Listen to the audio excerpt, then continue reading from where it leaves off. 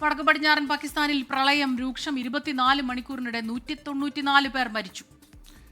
2000-ഓളം പേരെ പ്രദേശത്ത് നിന്ന് ഒഴിപ്പിച്ചു എന്നാണ് വിവരം. ബൽറാം നെടുങ്ങാടി ഡൽഹിയിൽ നിന്ന് വിശദാംശങ്ങളുമായി ചേരുന്നുണ്ട്. ബൽറാം, എന്താണ് പാകിസ്ഥാനിലെ പ്രളയവുമായി ബന്ധപ്പെട്ട്, വടക്ക് പടിഞ്ഞാറൻ പാകിസ്ഥാനിലെ പ്രളയവുമായി ബന്ധപ്പെട്ട് ഏറ്റവും ഒടുവിലായി പുറത്തു വരുന്ന വിവരങ്ങൾ? ബൽറാം.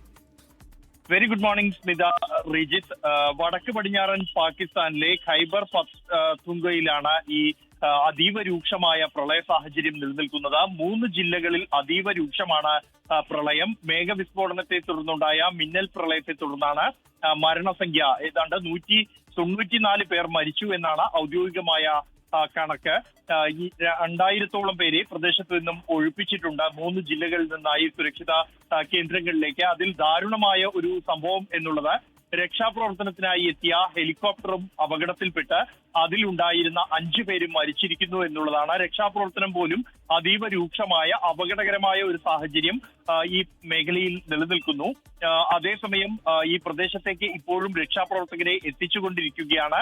അത്യന്തം ദുർഘടമായ വഴി, പ്രദേശം എന്നിവ തന്നെയാണ് രക്ഷാപ്രവർത്തനത്തിന് വലിയ വെല്ലുവിളി ഉയർത്തുന്നത്. മരണസംഖ്യ ഇനിയും ഏറെ ഉയർന്നേക്കും എന്നാണ് അധികൃതർ നൽകുന്ന സൂചന. അതേസമയം പാകിസ്ഥാനിലെ സൈന്യവും മറ്റ് രക്ഷാപ്രവർത്തകരും പ്രദേശത്ത് രക്ഷാപ്രവർത്തനം ഇപ്പോഴും തുടരുകയാണ് എന്നാണ് സർക്കാർ ഔദ്യോഗികമായി അറിയിക്കുന്നത്. ശരി, ബൽറാം നെടുങ്ങാടി വിവരങ്ങൾ പങ്കുവയ്ക്കുകയായിരുന്നു ഡൽഹിയിൽ നിന്ന്.